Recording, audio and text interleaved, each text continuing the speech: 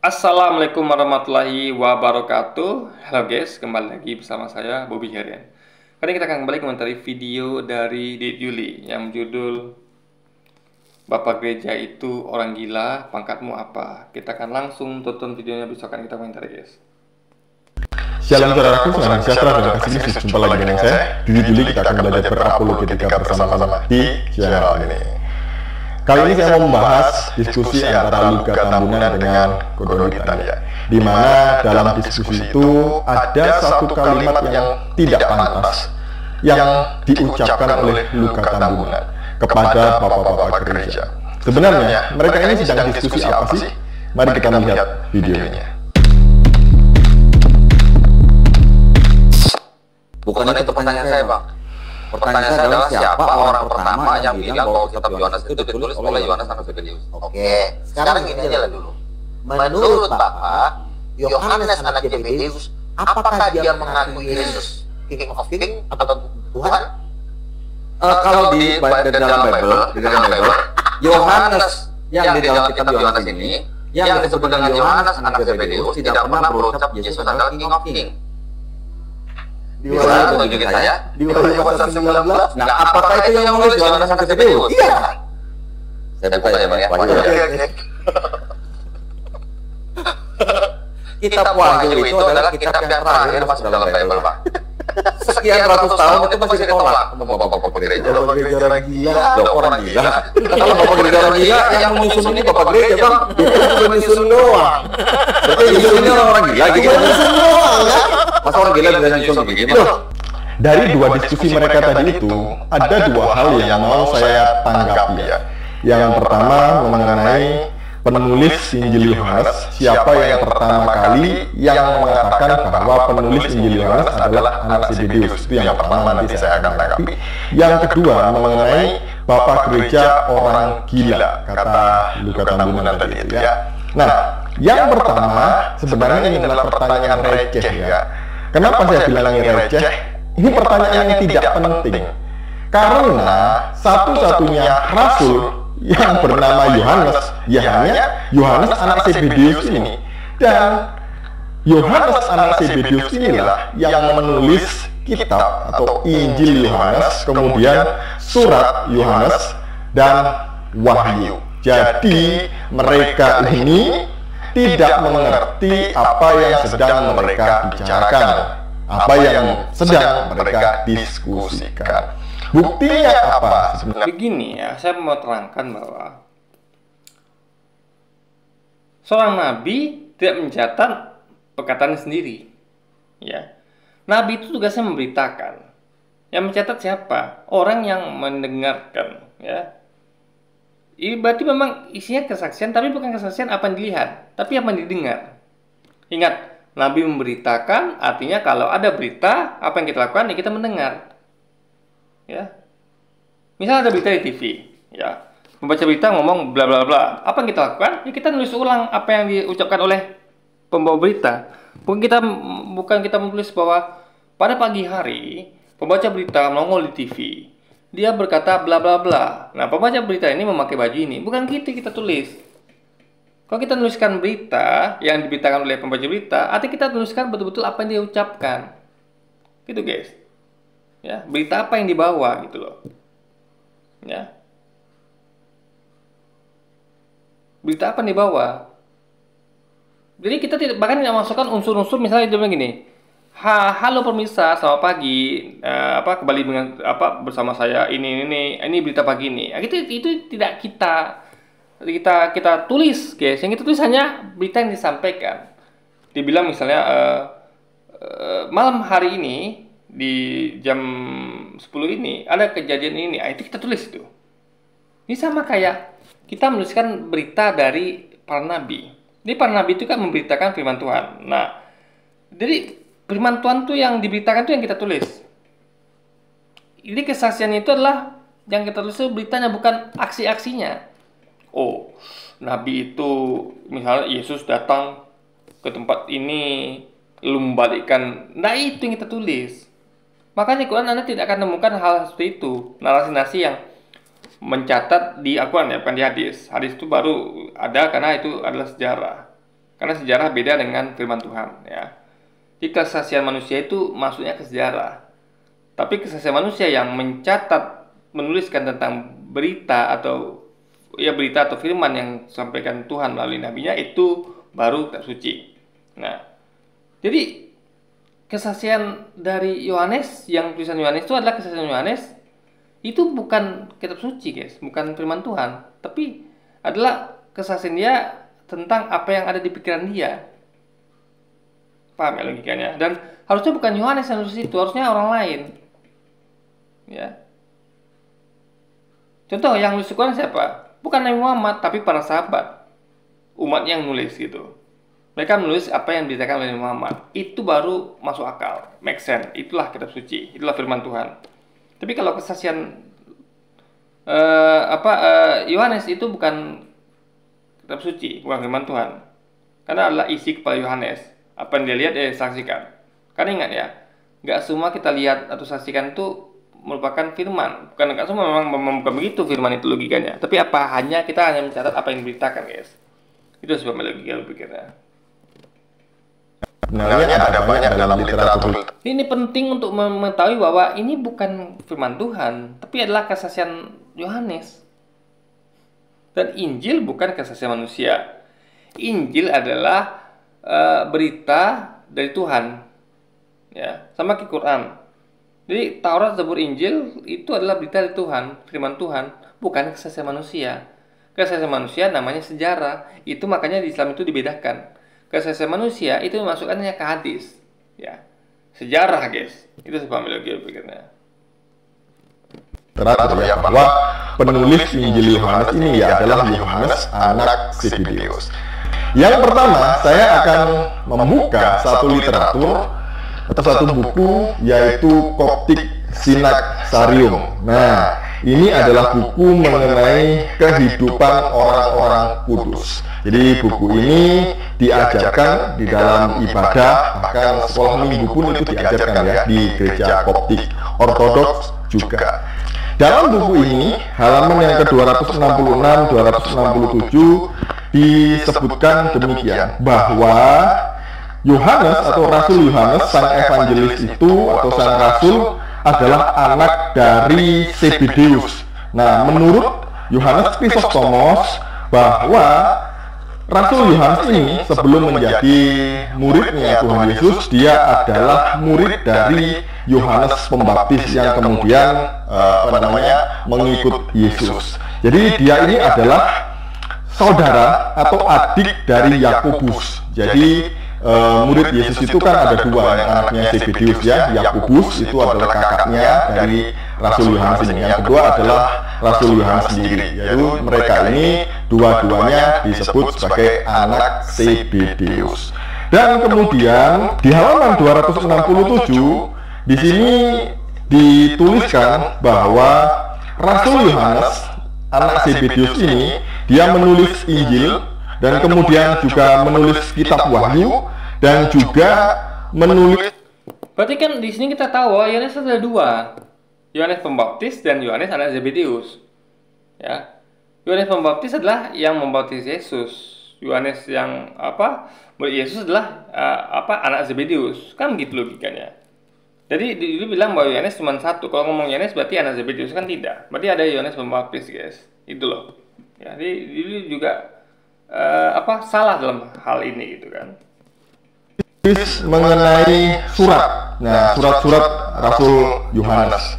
Jadi penulisnya itu dijelaskan di dalam buku Coptic Synaxarium yang ini ya, besar bukunya, tebal ini. Jadi melalui satu buku ini saja sudah sangat jelas siapa penulis kitab Injil Yohanes. Siapa? Ya, Yohanes anak Zebedeus, adik dari Rasul Yakobus anak Zebedeus. Jadi itu ya. Yang kedua, ini maksud Don Ditanto adalah membuktikan bahwa ini adalah kesaksian manusia, bukan firman Tuhan. Sekali lagi, guys. Sama kayak ada bayangkan bahwa ada Al-Quran yang Al-Quran Abu Bakar, Al-Quran Umar, kan nggak mungkin itu, ya. Maka tidak ada Al-Quran Abu Bakar, tidak ada Al-Quran Umar. Kenapa? Karena Al-Quran adalah firman Tuhan yang dicatat oleh para sahabat, ya. yang mereka catat semua itu sama. Makanya apa yang dicatat oleh Umar, Abu Bakar, yang lain itu sama semua. Para sahabat itu sama semua. Itu guys. Nggak seperti Kristen yang beda kesaksian Lukas berarti lain lagi, kesaksian Matius lain lagi. Mereka tuh menulis berdasarkan kesaksian masing-masing gitu loh, yang berbeda. Ya, contoh tentang kematian Yudas itu beda kisah, beda versi antara keduanya. Yang satu mengatakan antara mereka, yang satu mengatakan bahwa dia tuh mati dengan setelah melemparkan uangnya ke rumah ibadah, lalu dia tuh jatuh telungkup dengan usus terburai, perut terbelah gitu. Satu lagi dia membeli sedang tanah lalu dia bunuh diri. Mana yang benar gitu kan? Karena itu adalah berbeda versi guys. Nah itulah bahayanya kalau kesaksian manusia. Tapi lihat Al-Quran tidak perbedaan, ya tidak perbedaan karena bukan kesaksian manusia, tapi betul-betul berita yang disampaikan oleh Muhammad yang mereka catat gitu guys. Dan mereka catat itu sama karena berita yang dibawa sama gitu guys. Itu yang sebabnya logika berikutnya. Saya mau menunjukkan bukti lagi dari buku Anthony Father yang ini, yang jilid 5, tulisan Hippolytus. Jadi Hippolytus ini mencatat semua murid-murid Tuhan Yesus. Siapa Hippolytus? Hippolytus ini adalah murid dari Irenaeus. Irenaeus adalah murid dari Polikarpus. Polikarpus adalah murid dari Rasul Yohanes. Jadi itu ya, ini sanadnya masih bersambung gitu ya, masih bisa dipertanggungjawabkan. Nah, di sini di poin yang ketiga dituliskan bahwa penulis Injil Yohanes adalah Rasul Yohanes. Itu di poin yang ketiga. Jadi Rasul Yohanes yang adalah anak Zebedeus itu adalah penulis. Jadi yang dilakukan itu adalah justru membuktikan bahwa ini betul-betul kesaksian manusia. Dia sedang menegaskan itu, sadar dalam sedang melakukan itu, menegaskan bahwa ini adalah Injil atau buku yang berisi kesaksian manusia, bukan firman Tuhan guys. Itu yang sedang dilakukan yang dia tidak sadari gitu loh guys, ya kan? Tulis dari Injil Yohanes. Dan juga kemudian dia menulis kitab Wahyu juga. Nah, ini disebutkan di dalam buku Anthony Father. Kemudian yang ketiga adalah bukunya Eusebius, The Church History. Jadi ini ya, asal Bapak Ibu tahu dan juga Luka Tambunan mungkin Kodolitan tahu juga. Buku-buku ini adalah buku sejarah gereja purba, buku sejarah gereja mula-mula, buku sejarah gereja tertua.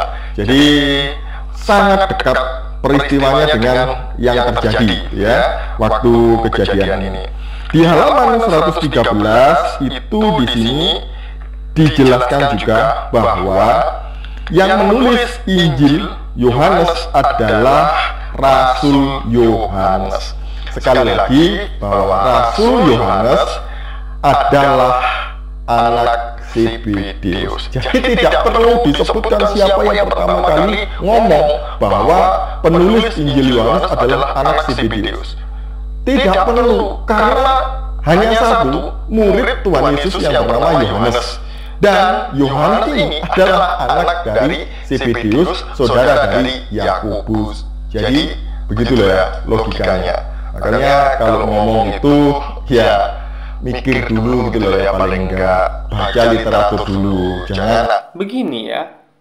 Kenapa perlu diperdebatkan? Karena itu tadi gitu loh. Untuk memastikan bahwa ini bukanlah firman Tuhan, tapi kisah manusia. Itu yang pertama. Yang kedua, karena nggak semua orang tahu. Buktinya apa? Di Juli sampai harus memastikan harus dia pakai beberapa buku untuk menegaskan bahwa itu adalah katanya adalah Yohanes anak Zebedeus. Berarti kan perlu, kan berarti kan nggak semua orang tahu, karena tidak semua orang baca buku-buku yang dia sampaikan tadi kan, ngerti nggak? Dia sampai pakai buku itu, kecuali kalau dia pakai buku biasa, ya buku kayak kita lihat misalnya kita mau jelaskan tentang biologi misalnya, kita pakai buku SD misalnya, itu kan hampir semua orang yang sekolah baca. Itu kalau ada orang memberikan memberikan bukti dari buku-buku yang spesifik kayak buku yang dikasih tadi 3 buku itu berarti kan nggak semua orang tahu. Artinya ini logikanya bahwa nggak semua orang tahu berarti kalau itu adalah Yohanes anak Zebedeus gitu guys. Kecuali kan buku-buku yang dikasih 3 itu adalah semua orang baca, kan ya semua orang baca gitu ya. Itu semua begini guys. Jangan asal jeplak begitu ya. Kemudian yang mau saya komentari lagi adalah mengenai ini tadi ya. Yang menyusun Alkitab ini adalah Bapak Gereja. Iya, kata Lugat Tambunan. Bapak Gereja itu orang gila. Pangkat dan derajatmu itu apa? Mengatakan Bapak Gereja adalah orang gila. Alkitab yang ada pada tanganmu sekarang itu yang dipakai oleh Lugat Tambunan itu adalah karya atau kanonisasi dari bapak-bapak gereja ini. Nah, itulah yang sedang dipertaruhkan oleh Donitan. Kok Lugat Tambunan itu mengatakan seperti itu gitu loh. Ya kan? Tepat ini dilihat ketika menyerang Lugat Tambunan, tepat ini. Karena nggak layak Lugat Tambunan membuat macam itu. Ya. Apalagi dia seorang Kristen gitu kan. Nah, ini aneh sekali. Jadi, karena ini adalah kok bisa dia percaya sesuatu yang disusun oleh Bapak Gereja yang dia sebut gila itu guys. Kok bisa dia percaya itu? Harusnya kan dia sudah menjadi seorang muslim, Lugat Tambunan gitu kan. Ya aneh sekali bagi kita guys. Ya. Apa dia tidak percaya dengan Bapak Gereja? Apa dia tidak percaya dengan penyusunan itu gitu kan? Karena makanya dia bilang nggak mungkin masa orang gila nyusun ini gitu loh. Itu sedang menyindir Lugat Tambunan bahwa dia percaya pada sesuatu yang disebut gila. Aneh guys. Masa kita percaya pada orang gila gitu kan? Nah, itu maksud dari Donitan itu. Yang demi imannya mereka rela mati, mereka rela dianiaya, bahkan mereka disiksa dan dibunuh. Inilah bapak-bapak gereja. Nah, saya mau terangkan ya. Gini, Anda bisa bedakan antara martir dengan orang memang sudah diancam. Jadi gini ya. Anda perlu tahu bahwa Yesus pernah mengatakan bahwa seorang yang menyembunyikan kebohongan akan binasa. Itu peringatan dari ancaman Yesus. Orang-orang yang menyembunyikan kebohongan ya itu akan binasa. Nah, ngomong binasa sini adalah tentu kematian dengan cara tidak lazim. Bukan kematian biasa. Kayak ada orang yang meninggal karena sakit, karena tiba-tiba tidur. Ini atau lagi sholat, itu kematian biasa. Tapi yang binasa sini adalah kematian yang luar biasa. Nah, itulah yang mereka kira itu martir ya. Itu kan martir. Yesus juga pernah mengatakan bahwa apabila ada seorang nabi yang berani mengatakan apa yang tidak pernah aku katakan atau perintahkan untuk katakan ajarkan padanya, nabi itu harus mati. Itu ancaman Yesus. Kalau ada seorang nabi yang berani mengatakan apa yang tidak pernah Yesus katakan, apa perintahkan untuk katakan untuk ajarkan padanya, maka nabi itu harus mati. Nah, apa yang dilakukan Bapak Gereja ini? Mereka menyebut Yesus Tuhan. Itu tidak pernah Yesus katakan untuk ajarkan. Sehingga mereka ini mati. Dan ingat, mati sini adalah bukan mati alami, tapi mati betul-betul dalam kondisi yang tidak yang sangat tersiksa dan segala macam, tidak wajar gitu guys. Nah, itu terjadi kan? Ini bukan martir sesungguhnya. Tapi mereka ini kena ancaman Yesus. Makanya jangan pernah berani berbohong atau mengatakan sesuatu yang tidak pernah Yesus katakan atau ajarkan atau perintahkan untuk ajarkan kepadanya. Yesus juga tidak memerintahkan untuk ajarkan bahwa aku ini Tuhan, nggak pernah, atau sembahlah aku, nggak pernah. Tapi mereka berani melakukannya. Akhirnya mereka harus mati sesuai dengan ancaman Yesus. Karena Yesus pernah juga mengatakan bahwa waspada terhadap nabi palsu. Akan datang nanti nabi palsu. Ya, mereka datang kepadamu menyamar seperti domba. Domba adalah pengikut Yesus, dan itu bukan untuk Nabi Muhammad. Karena nabi-nabi ini jamak, lebih dari satu. Nah, Bapak Gereja itu kan jamak, lebih dari satu. Mereka menyamar seperti domba. Mereka tuh menyamar seperti pengikut Yesus gitu, yang awal, umat Nasrani. Tapi sesungguhnya mereka serigala buas. Ini ancaman Yesusnya kita praktikan dan terbukti terjadi pada mereka. Mereka ini bukan martir, tapi adalah nabi palsu yang telah Yesus peringatkan sebelumnya. Itu sih pahami logikanya guys ya. Oke, jadi mungkin kita akhiri dulu video kali ini ya. Saya mau siap mau kerja pagi ini guys. Sampai jumpa lagi di video selanjutnya. Wassalamualaikum warahmatullahi wabarakatuh guys.